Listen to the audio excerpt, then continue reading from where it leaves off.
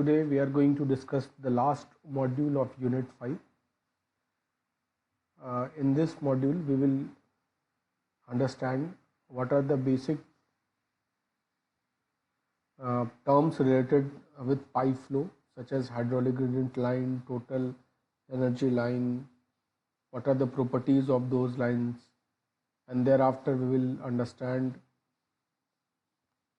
what is siphon pipe, what are its usage, what is water hammer, and at the last we will understand the concept and advantage of nomograms for the design of the water distribution system. So today we'll start with our first content, that is hydraulic gradient line. What is hydraulic gradient line? We call hydraulic gradient line as HGL, hydraulic gradient line. So in the coming lecture, in the place of hydraulic gradient line, we'll call it as HGL. You should have a clear idea. And in the short form, we also write it as HGL. It is the line joining the points representing the values of piezometric head at various cross section of pipe in direction of flow. जैसा कि हम लोग ये चीज़ देख चुके हैं पहले भी कि जो पीजोमेट्रिक हेड होता है वो सम होता है प्रेशर हेड और पोटेंशियल हेड का। तो जो हाइड्रोलिक ग्रेडियंट लाइन है वो वैसा लाइन है जो कि इस तरह से पास करे ताकि उस लाइन पे सारे पॉइंट्स का सेम पीजोमेट्रिक हेड हो। मतलब आप उस लाइन पे किसी भी पॉइंट पे जाएंगे तो उस पे पीजोमेट्रिक हेड की वैल्यू सेम रहेगी। हम लोगों को पहले ही पता है, we have already discuss the piezometric head, that is piezometric head is equal to pressure head P by rho g plus potential head Z. So this is all about the piezometric head. Now you see it is one of a typical example. मान लीजिए एक ये line है, ये hydraulic gradient line को show कर रहा है। Now when it is when you treat it as hydraulic gradient line, for your convenience I have just drawn this line. तो मान लीजिए इस पे 4 पॉइंट्स हैं, अब असंख्य पॉइंट हो सकते हैं, इन्यूमरस पॉइंट हो सकते हैं। Now consider कि these are 4 points, 1 2 3 4. It means if these points are lying on the hydraulic gradient line, so all these points will have same piezometric head. कहने का मतलब है कि सारे पॉइंट्स की पीजोमेट्रिक हेड की वैल्यू बराबर होगी। It means P1 by rho g plus Z1, मतलब ये piezometric head at 1 will be is equal to P2 by rho g plus Z2, मतलब piezometric head at 2 will be equal to P3 by rho g plus Z3 is equal to piezometric head at 3, and ऐसे ही चलता रहेगा। मान लीजिए 4 के लिए रहा तो P4 by rho g plus Z4 and so on. तो अलग अलग पॉइंट्स के लिए बहुत सारे पॉइंट्स हो सकते हैं। कहने का मतलब है कि इस लाइन पे जितने सारे पॉइंट्स हैं उनकी सबकी पीजोमेट्रिक हेड इक्वल है। तो this is was the basic definition of hydraulic gradient line. You always have this clear idea कि in hydraulic gradient line piezometric head is equal. Always remember this. Now we will come to our next topic, that is definition of total energy line, TEL. It is the line joining the points representing the value of total head at various cross section of a pipe. मतलब कि एक ऐसा line जो कि उन सारे points को join करे जहाँ पे टोटल एनर्जी जो है सेम होगी। तो आपको पता है कि टोटल हेड कहने का मतलब है potential head, kinetic head plus pressure head. Total head is equal to P by rho g, मतलब pressure head, V square upon 2g मतलब काइनेटिक हेड, और Z मतलब पोटेंशियल हेड।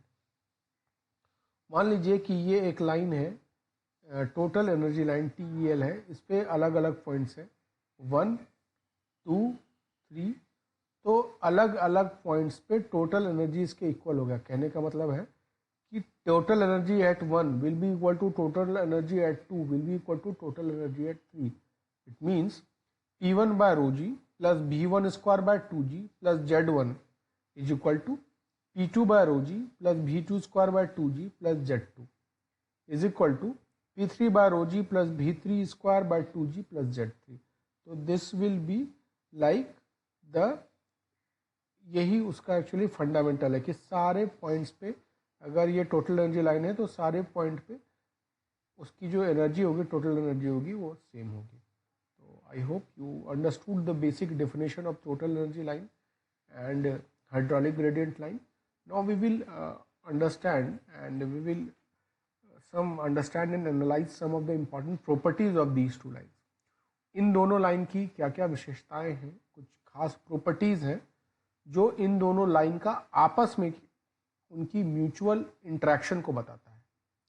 कि आप किसी भी फ्लो में यू कैन अंडरस्टैंड कि आप किसी भी फ्लो के लिए उसकी हाइड्रोलिक ग्रेडियंट लाइन और टोटल एनर्जी लाइन जो होगी वो ड्रॉ कर सकते हैं अलग अलग सेक्शन पे. मतलब एक फ्लो सेक्शन पे 1 मीटर, 2 मीटर, 3 मीटर, 4 मीटर अलग अलग जगह पे आप उसकी तो टोटल फ्लो प्रोफाइल आप ड्रॉ कर सकते हैं, जिसमें उसकी energy line, total energy line और हाइड्रोलिक ग्रेडियंट लाइन अलग अलग ड्रॉ कर सकते हैं. तो उनमें क्या रिलेशन रहेगा, किस तरह का क्या शेप होगा, कुछ जो बेसिक प्रॉपर्टीज़ है we will discuss in our next slide. You see some of the important point regarding TEL and HGL. तो सबसे पहले हम लोग पॉइंट 1 को देखेंगे. इसमें बोलता है कि total energy line always goes down in the direction of flow until and unless an external energy is applied. कहने का मतलब है कि टोटल एनर्जी लाइन हमेशा गोज डाउन करने का मतलब है हमेशा उसकी वैल्यू कम होती जाएगी. आपको पता है टोटल एनर्जी का जो हेड, टोटल एनर्जी जो हेड फॉर्म में आप लिखते थे वो ये था. लेकिन आपको पता है कि जैसे ही फ्लो होता है इसमें एक लॉस होता है जिसको आप HF बोलते हैं. तो इसलिए टोटल एनर्जी लाइन हमेशा डाउनवर्ड होगा, मतलब हमेशा अपने वैल्यू से घटता रहेगा until and unless an external energy is applied. मान लीजिए आपने कोई एक्सटर्नल एनर्जी से पंप अप्लाई कर दिया तो हो सकता है कि आपकी टोटल एनर्जी लाइन बढ़ जाए या कांस्टेंट रहे. Unless and until and unless आपने कोई एक्सटर्नल फोर्स वहाँ पे अप्लाई नहीं किया है तो टोटल एनर्जी लाइन जो है वो आपकी the total energy line will be constant. हाँ, so the total energy line will always decrease. I am extremely sorry. तो टोटल एनर्जी लाइन हमेशा वो कम होगा. कब, किस केस में टोटल एनर्जी लाइन नीचे की तरफ नहीं जाएगा? तो वो केस वैसा होगा जहाँ पे आपने कोई एक्सटर्नल फोर्स अप्लाई किया था. उस सेक्शन में आपने एक्सटर्नल पंप्स अप्लाई किया था जहाँ पे आपने उसकी एनर्जी को एक्सटर्नली बूस्ट किया. अदरवाइज ये ऑलवेज डिक्रीज करेगा. तो our first point is clear. The second point is hydraulic gradient line may go up और down in the direction of flow. आपको पता है कि हाइड्रोलिक ग्रेडियंट लाइन जो है आप बता नहीं सकते हैं कि ये नीचे जाएगा या ऊपर जाएगा, क्योंकि ये टोटल एनर्जी का कंसेप्ट इसमें नहीं है. क्योंकि टोटल एनर्जी घटता है हाइड्रोलिक लॉस के कारण. तो जो हाइड्रोलिक ग्रेडियंट लाइन है वो हो सकता है कि वो बढ़ भी सकता है, घट भी सकता है. 2 पैरामीटर पर डिपेंड कर रहा है हाइड्रोलिक ग्रेडियंट. एक प्रेशर हेड, एक डेटम हेड. तो there is no fixed relation की hydraulic gradient line which will go up और will go down. So you always have to remember, मतलब ये ऊपर भी जा सकता है या नीचे भी जा सकता है. तो we have cleared up to point 2. हमने 2 पॉइंट क्लियर कर लिए. Now the third point is HGL will always be TEL and the vertical gap between these two represent the value of kinetic head at that section. कहने का मतलब ये है कि जो HGL की वैल्यू होगी वो टोटल एनर्जी लाइन से कम होगी, हमेशा बिल्कुल कम होगी. क्योंकि जो टोटल एनर्जी लाइन है वो है pressure head plus datum head plus kinetic head. और जो आपकी HGL जो है वो है pressure head plus datum head. तो TEL में चूंकि एक एक्स्ट्रा काइनेटिक हेड आ जाता है V स्क्वायर अपॉन 2G, उसके कारण हमेशा जो है HGL की वैल्यू जो है वो TEL की वैल्यू से कम होगी. ठीक है, ये बराबर कब होगी? HGL की वैल्यू, HGL और TEL इक्वल कब होगा? जब वेलोसिटी हेड मतलब काइनेटिक हेड नहीं होगा. तो उस केस में जैसे फ्लूइड स्टैट है, मतलब फ्लूइड अपने पोजीशन पे मूव नहीं कर रहा है, तो उस केस में जब मूव नहीं कर रहा है तो वेलोसिटी उसकी काइनेटिक हेड 0 हो जाएगी, तब HGL लाइन और TEL लाइन बराबर हो जाएगी। ठीक है, तो वही कहने का मतलब है कि HGL line will always be below TEL line. और ये कितना इनके बीच में गैप होगा, इनके बीच में गैप होगा जितना काइनेटिक हेड प्रेजेंट है उस सेक्शन पे, किसी एक सेक्शन पे जितना काइनेटिक हेड है वही उनके बीच का डिफरेंस होगा, गैप होगा। और एक फोर्थ में इम्पॉर्टेंट है कि for a uniform diameter pipe, एक यूनिफॉर्म डायमीटर पाइप जिसकी डायमीटर जो है अक्रॉस द सेक्शन आपकी चेंज नहीं हो रही है, तो ये दोनों लाइन मतलब टोटल एनर्जी लाइन जो कि हाइड्रोलिक ग्रेडियंट लाइन से हमेशा ऊपर होगा, और हाइड्रोलिक ग्रेडियंट लाइन दोनों जो है अपने एक दूसरे पे के साथ पैरेलल होता है। तो you have to keep these 4 points in your mind. ये सारे जो इम्पोर्टेंट पॉइंट्स हैं टोटल एनर्जी लाइन और HGL के बारे में, तो ये आपको ध्यान में रखना है। Now we will move forward to our next discussion, that is siphon. Siphon क्या है? Siphon is actually a long bend tube which is basically used to transfer the fluid from upper reservoir to lower reservoir। मतलब basically ये क्या है कि एक long bend tube है, bend U shaped ये ट्यूब आपको दिख रहा है, देखिए ये यू शेप्ड जो ये ट्यूब दिख रहा है यही है एक्चुअली सिफॉन।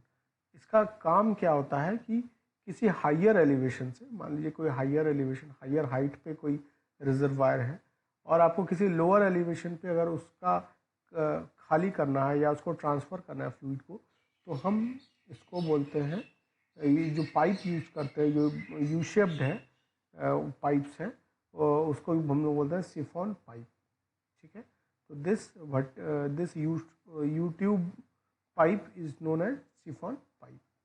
अब क्यों यूज़ करते हैं? बेसिकली मान लीजिए कि वो सर आप डायरेक्ट ऐसे सीधा भी यूज़ कर सकते थे, मान लीजिए कि इस केस में कोई ऑब्स्ट्रक्शन आ गया हो या हिल होगा या रिज होगा जिसकी वजह से हम इसमें डायरेक्ट नहीं कनेक्ट कर पाए, तो with the help of siphon we can transfer the fluid from container और reservoir A to the container और रिजर्वायर बी।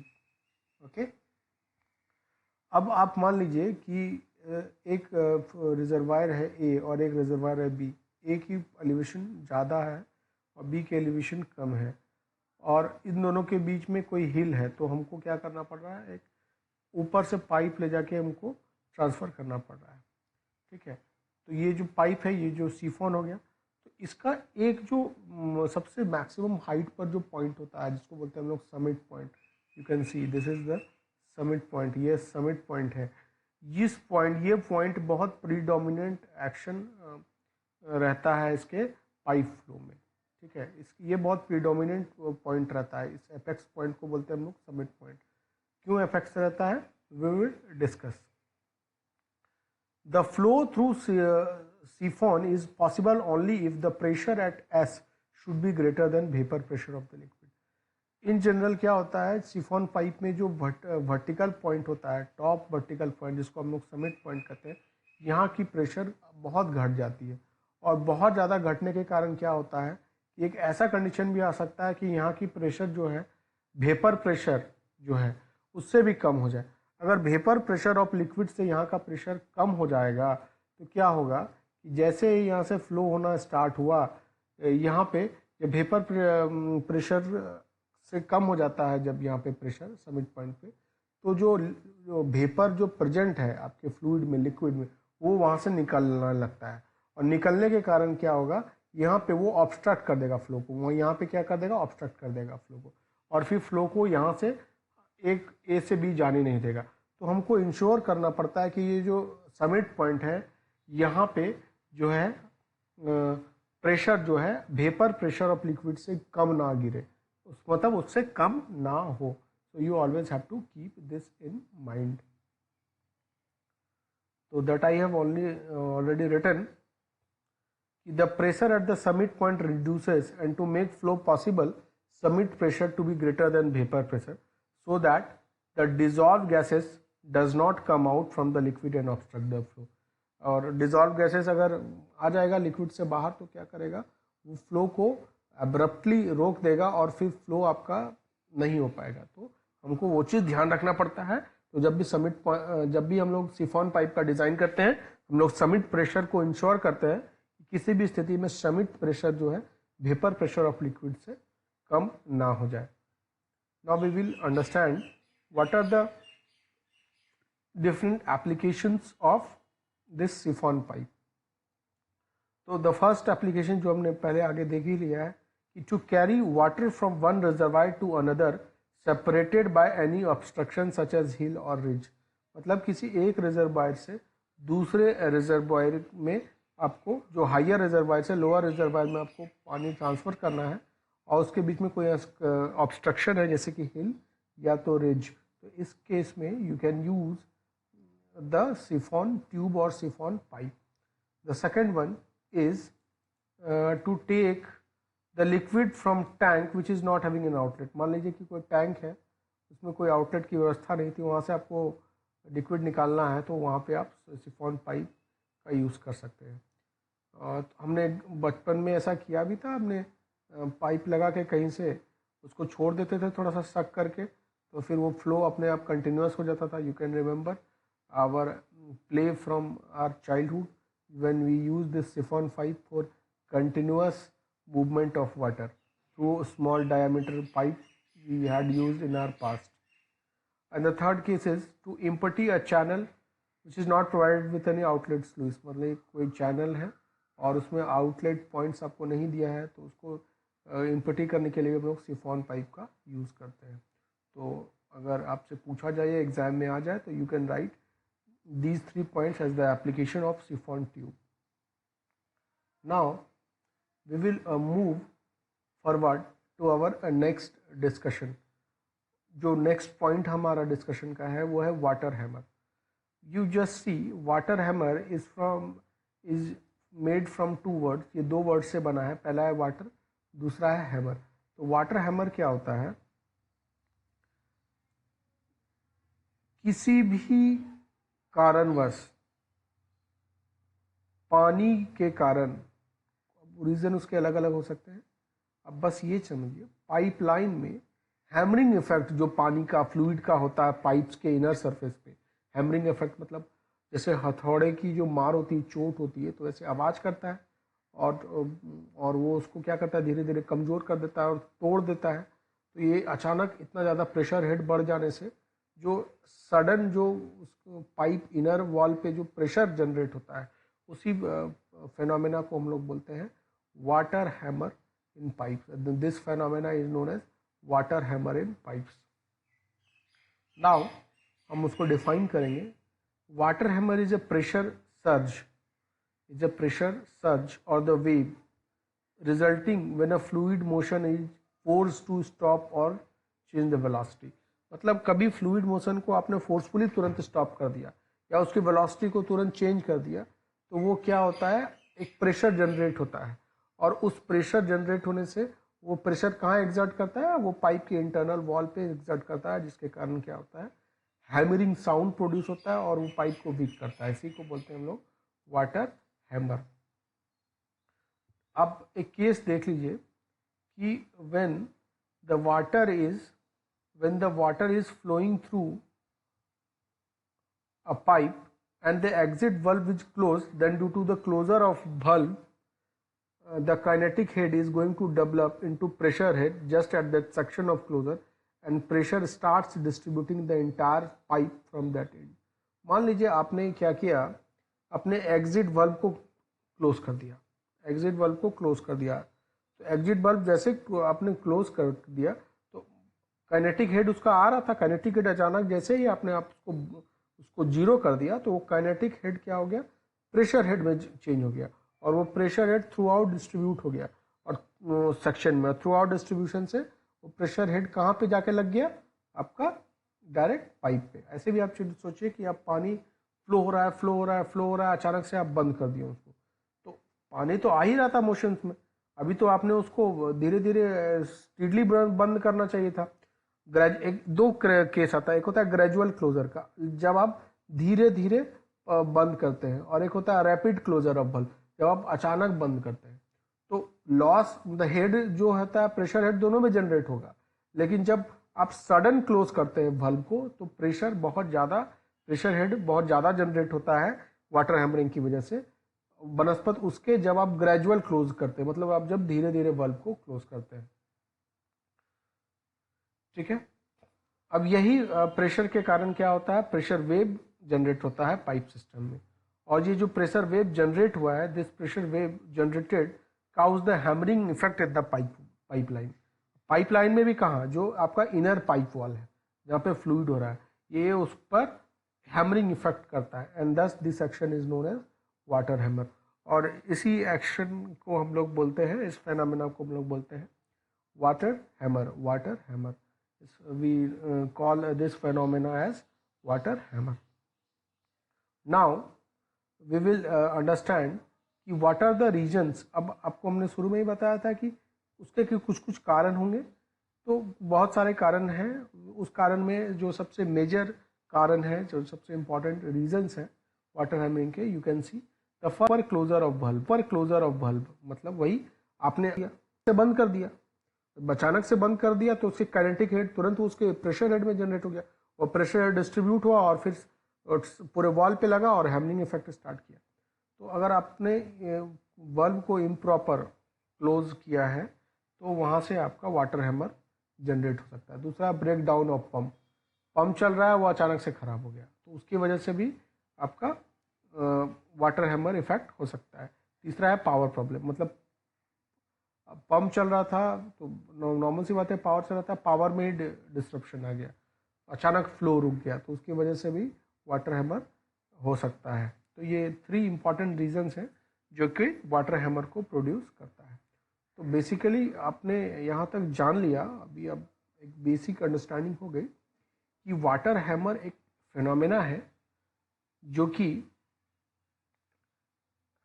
निकलता है। किस कारण से वो प्रोड्यूस होता है, वो इस कारण से प्रोड्यूस होता है जब आप जो वल्व है उसके, वल्व मतलब जो गेट, मान लीजिए नल, जो उसको आपने ढंग से लॉक नहीं किया, और ढंग से लॉक नहीं किया मतलब सडन लॉक कर दिया, पानी चल रहा था फ्लो में, आपने सडन लॉक कर दिया, तो उसके कारण क्या हो रहा है कि जैसे ही आप उसको लॉक करते हैं तो उसका जो काइनेटिक हेड जीरो हो जाता है, वो काइनेटिक हेड चेंज हो जाता है प्रेशर हेड में, प्रेशर हेड वही प्रेशर हेड वॉल पे लगता है और वाटर और पाइप को धीरे धीरे कमजोर वीक करता है, और कहीं कहीं तो प्रेशर बहुत ज़्यादा जब जनरेट हो जाता है इसकी वजह से तो पाइप बर्स्ट भी हो जाता है, पाइप टूट भी जाता है।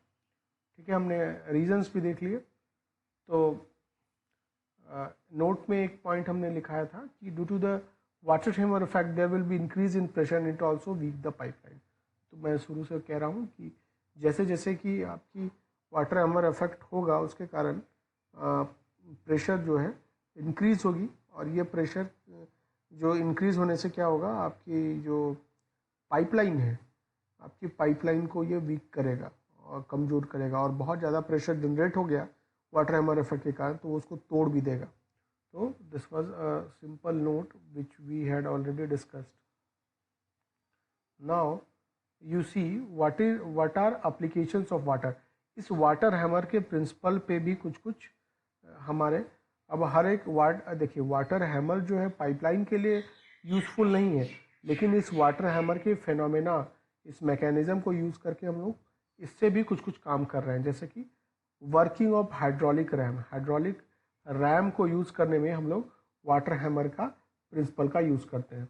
दूसरा, जब हमको किसी पाइपलाइन में लीक का डिटेक्शन करना हो, जिसके लीक मतलब कहीं डिस्चार्ज हो रहा है, कहीं कुछ पोर्स हो गया है, वाइट्स हो गया, छेद हो गया है, उसके कारण जो निकल रहा है, तो लीक डिटेक्शन में भी हम लोग वाटर हैमर के प्रिंसिपल को यूज़ करते हैं।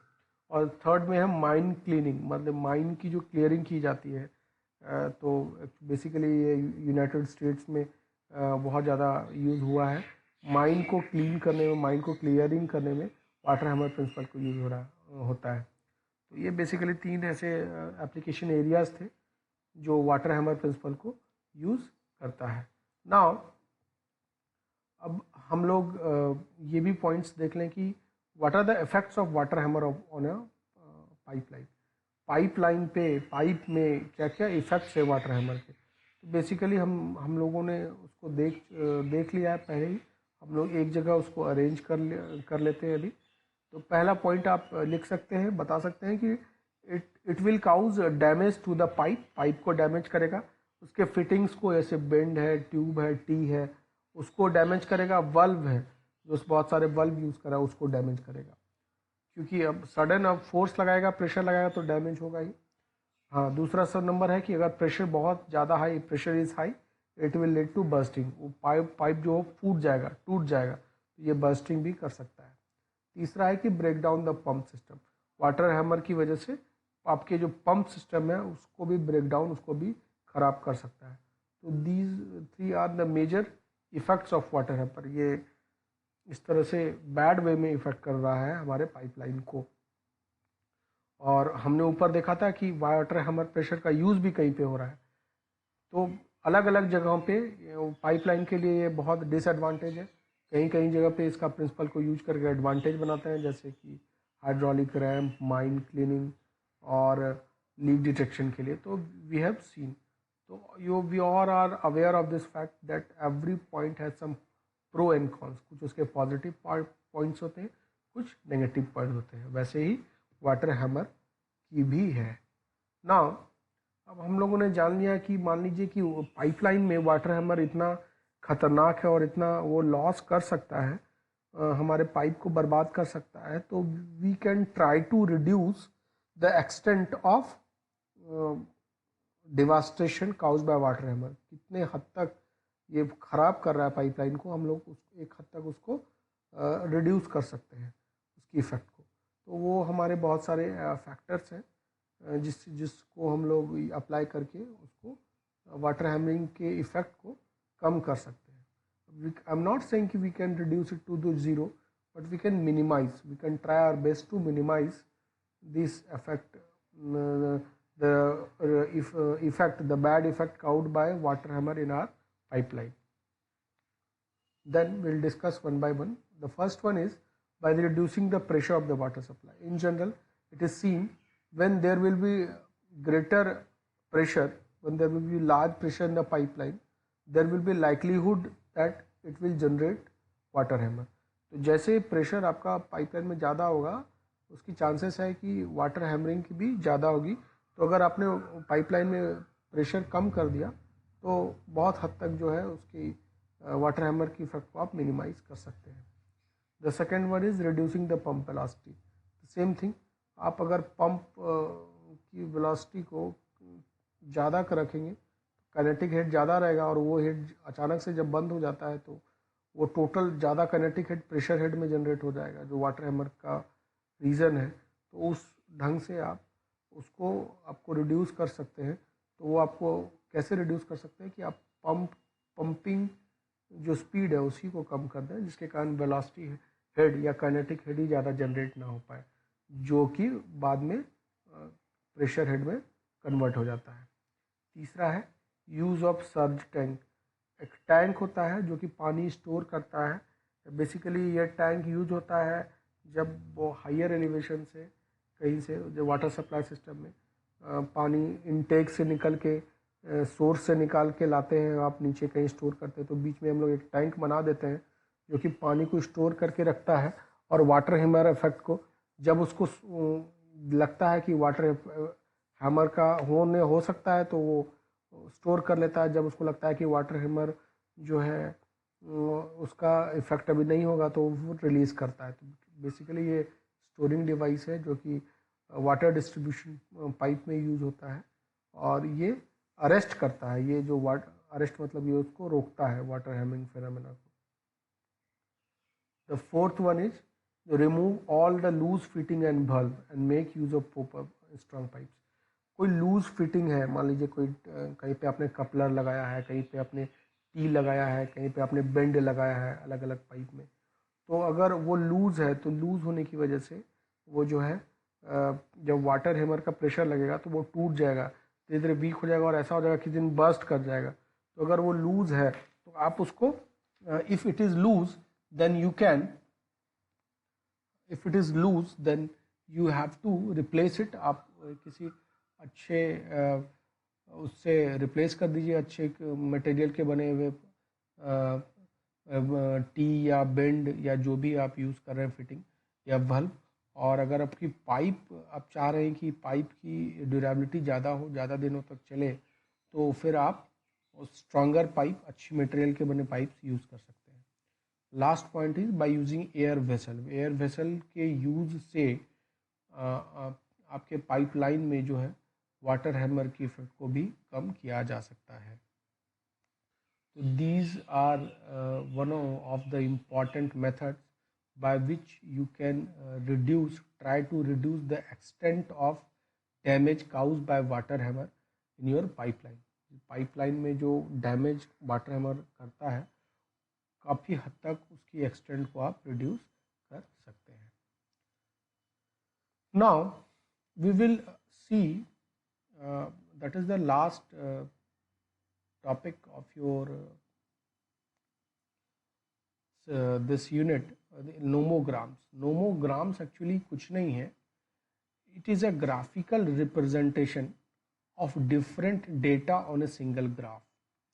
With the help of this graph, many unknown quantities can be calculated without complex calculation and any mistake, which reduces time to great extent. मतलब कि एक ये ग्राफिकल प्लॉटेशन होता है। जैसे कि हम लोग कैलकुलेशन करने जाते हैं, कोई भी डेटा हमें मिलता है, तो what we do, we take data, we assume something, then we use some equation, और उस इक्वेशन के आधार पर हम लोग अदर सारे वैल्यूज़ निकालते हैं और फिर हम उसको यूज़ करते हैं। तो ये थोड़ा सा लेंदी प्रोसेस हो जाता है, और जो है हो सकता है कि लेंदी है, टाइम कंज्यूमिंग है, प्लस आप मैनुअली अगर ये कैलकुलेशन कर रहे हैं तो हो सकता है कि आपको चांसेस हो कि उसमें गलती की भी चांसेस हो। मान लीजिए इसी के जगह पे आपको एक ग्राफ मिल जाता जिसमें सारे दो वेरिएशंस मिल जाते, मतलब जो चीज़ आपको फाइंड करना है वो किस किस फैक्टर्स पे डिपेंड है, और आपको उस तरह से एक रिलेशन मिल जाता, और आप क्या करते उस ग्राफ में आपको जो जो क्वांटिटी पता है उस पॉइंट को आप जोड़ देते और बाकी एक स्ट्रेट लाइन खींच देते, तो आपको बाकी सारा अननोन क्वांटिटी उससे मिल जाता। तो इससे क्या हो जा रहा था कि आप कॉम्प्लेक्स जो कैलकुलेशन है उसको आप कॉम्प्लेक्स कैलकुलेशन को आप आराम से सिर्फ अननोन डेटा को निकालने के लिए आराम से यूज़ कर सकते हैं। खाली दो डेटा आपको पता होना चाहिए, उसके हेल्प से आप नोमोग्राम के हेल्प से और सारे डेटा को निकाल सकते हैं। तो ये नोमोग्राम एक्चुअली यही चीज़ है। तो मतलब कहने का मतलब है कि नोमोग्राम में अलग अलग रोज़, अलग अलग कॉलम बने रहते हैं, अलग अलग कॉलम में स्केलिंग की रहती है, और वो इस तरह से कॉलम एक्चुअली किसी इक्वेशन पे बेस्ड रहते हैं, और उस इक्वेशन के बेसिस पे आप उनकी डेटा उसी तरह से अलग अलग कॉलम में अरेंज की रहती है। I will show you. और नोन फैक्टर, मान लीजिए कि 4 कॉलम बने हुए हैं और 4 कॉलम में आपको 2 कॉलम का वैल्यू पता है, तो 2 पॉइंट को आप लेते हुए एक स्ट्रेट लाइन खींच दीजिए, तो फिर आपको जो है और जो 2 डेटा है आपको मिल जाएगा, क्योंकि वो स्ट्रेट लाइन को आप प्रोलॉन्ग करेंगे दोनों तरफ, तो बाकी जो अननोन डेटा है you will easily calculate. I will show you the help in this. In the pipeline we also use this type of non-dimensional graph, no monogram.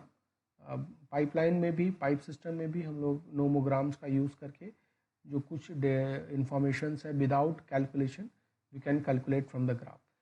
आप एक नोमोग्राम की तरह आपने एक मूडीज चार्ट भी देखा था, that was also a type of non graphical representation, क्योंकि इसको नॉन डायमेंशनल रिप्रेजेंटेशन था, जिसमें आपने देखा था कि कैसे आपकी फ्रिक्शन फैक्टर की कैलकुलेशन हो रही थी अलग एक किसी खास रेनॉल्ड्स नंबर पे, और उसकी रिलेटिव रफनेस की वैल्यू अगर आपको पता हो रही थी तो आप दोनों पॉइंट को जोड़ के उसका इंटरसेक्शन निकाल के आप उसके फ्रिक्शन फैक्टर को कैलकुलेट कर रहे थे। तो वो भी एक तरह का आप कह सकते हैं कि नोमोग्राम का ही यूज़ था। तो बेसिकली अभी पाइपलाइन में हम देखेंगे कि कैसे आप कुछ नोन फैक्टर्स को लेके अननोन फैक्टर्स कैलकुलेट करते हैं। जैसे कि मैंने एक ग्राफ नीचे बना, मान लीजिए कि विलियम हैजन साहब का जो इक्वेशन है वो इक्वेशन के बेसिस पे एक ग्राफिकल रिप्रेजेंटेशन था। तो उसमें मैंने आपको बताया था कि अलग अलग कॉलम होंगे। तो जैसे देखिए पहला ये डिस्चार्ज का कॉलम है, मूविंग माई कर्सर। दूसरा ये मान लीजिए डायमीटर का कॉलम है। तीसरा ये कॉलम जो है ये लॉस हेड था, loss of head per unit length, मतलब कि हर एक लेंथ पे, मतलब या तो मीटर या सेंटीमीटर या फीट पे कितना लॉस हो रहा है। और ये जो चौथा वाला जो है वो वेलोसिटी है कि कितनी उसकी वेलोसिटी है। तो ये चार जो है उसकी कॉलम्स थे। मान लीजिए आपको एक पाइप डिस्चार्ज का एक पाइप डिज़ाइन करना था जिसकी वेलोसिटी जो है आपकी थी 1.8 मीटर पर सेकेंड और उसकी लॉस ऑफ हेड थी 1.5 मीटर। 1.5 था, मतलब पर यूनिट लेंथ ही होगा। तो अब आपको मान लीजिए कि ये दोनों डेटा बताता है, आपको डिज़ाइन करना था पाइप सिस्टम का।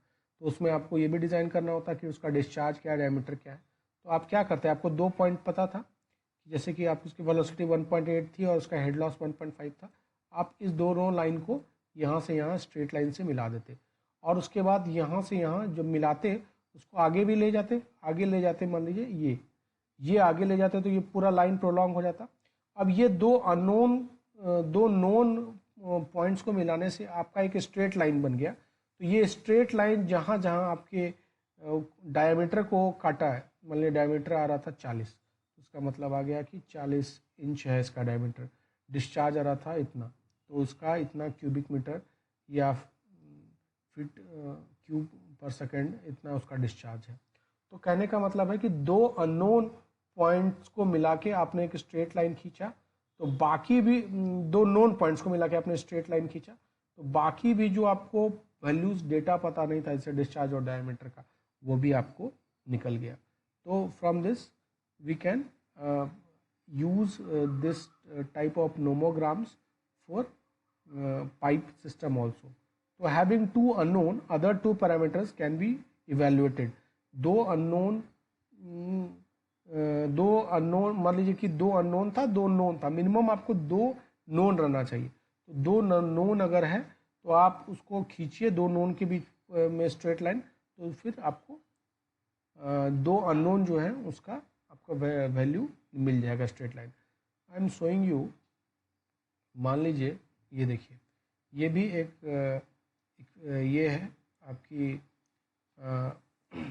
नोमोग्राम्स है। जैसे कि इसमें इंटरनल डायमीटर था mm में दिया हुआ है, इसमें फ्लो रेट दिया हुआ है, देखिए लीटर पर सेकेंड, ऐसे में लीटर पर मिनट है। इसमें वेलोसिटी दिया हुआ है मीटर पर सेकेंड, इसमें प्रेशर ड्रॉप दिया हुआ है पर 100 मीटर।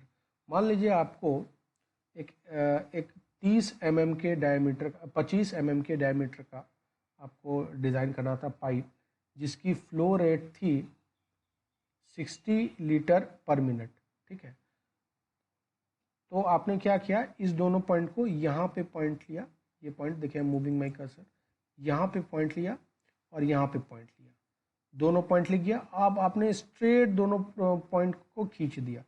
खींचने के बाद क्या हुआ, ये इस लाइन में यहाँ टकराया, फिर ये इस लाइन में यहाँ टकराया। तो दो नोन वैल्यूज था, आपको दो नोन वैल्यू था जिसमें डायमीटर 25 mm थी और 60 लीटर पर मिनट उसकी डिस्चार्ज थी। अब आपको इससे उसका वेलोसिटी मिल गया। क्या वेलोसिटी मिल गया, वेलोसिटी मिल गया कि उसकी वेलोसिटी 1 मीटर पर सेकेंड है। फिर आपके प्रेशर जो है, देखिए ऊपर क्या लिखा है, प्रेशर ड्रॉप कितना हो गया, उसके प्रेशर ड्रॉप आप देख लीजिए, ये कितना है, 6 मीटर पर 100 मीटर इसका प्रेशर ड्रॉप है। तो मतलब दो नोन वैल्यूज आपको पता था, उसको हेल्प से आपने स्ट्रेट लाइन खींचा, बाकी अननोन फैक्टर्स निकाल लिया। तो कितना आसान है ये कैलकुलेशन। विलियम हेजन इक्वेशन के बेसिस पे ये नोमोग्राम्स बने हैं। बहुत अलग अलग तरह के नोमोग्राम्स रहते हैं। हम साइंस में नहीं, सिर्फ ऐसा नहीं कि इंजीनियरिंग में ही, इनफैक्ट आपके मेडिकल साइंस में भी बहुत ज़्यादा नोमोग्राम्स का यूज़ होता है, फिजिक्स में नोमोग्राम्स का यूज़ होता है। तो ऐसे ही अलग अलग कॉलम बने रहते हैं, अलग अलग फैक्टर्स रहते हैं जो अफेक्ट करता है। तो किसी दो पॉइंट को आप मिला के लाइन खींच देते हैं, बाकी जो अननोन फैक्टर्स हैं वो आपको मिल जाते हैं। तो this was all about the nomograms and we have completed up to this unit. हमने यूनिट 5 कंप्लीट कर लिया। We will have set on unit 5। You keep studying, आप लोग पढ़ाई करते रहिए. Very soon we will have assignment on hydraulics and we will submit it through Google Class. Next lecture unit 6 के लिए बहुत जल्दी मिलते हैं. तब तक के लिए आप लोग अच्छे से इसको नोट कर लीजिए और पढ़ाई करते रहिए. Thank you.